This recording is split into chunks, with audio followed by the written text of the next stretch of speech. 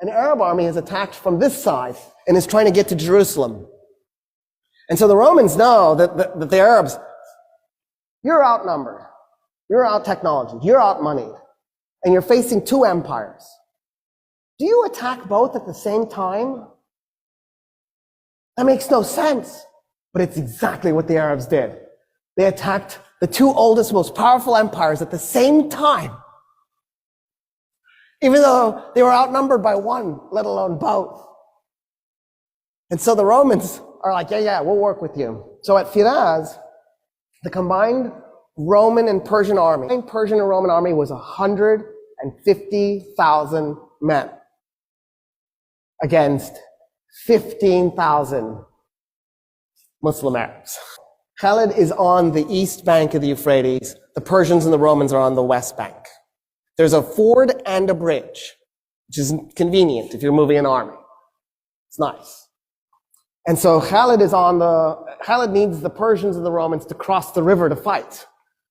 So he very politely backs his army up from the bridge and the ford and split it into 3 5,000-man units. He liked that.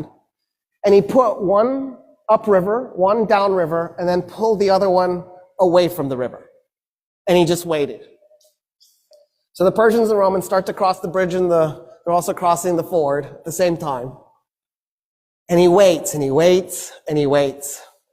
When 50,000 Persians and Romans had crossed the Euphrates, he blew a horn. The men that were up and down river attacked them by going along the riverbank and tried to then merge at the bridge and the ford so that they would cut the guys who had crossed off from the guys on the other side. Then what Khalid did was he took the 5,000 men who against 50,000 and he has them charge into him. And he had his men as thin as possible. And then he backs his men up. And then he charges again. And then he backs his men up. And he charges again. And every time his horses go in to those men, it compressed them a little bit. It compressed them a little bit more. So after a while, the Persians and the Romans are so compressed they can't move their arms, they can't swing their weapons. He's just compacted them together. And they realize what he's done to them. And they panic. And they turn around to run back to the river to cross it. 50,000 men turning all at once to stampede. You could hear the bones breaking. And then the Muslim Arabs just went in and started killing them as they were running. By the time the battle was done, 200 Muslim Arabs were dead. 50,000 Persians and Romans were dead.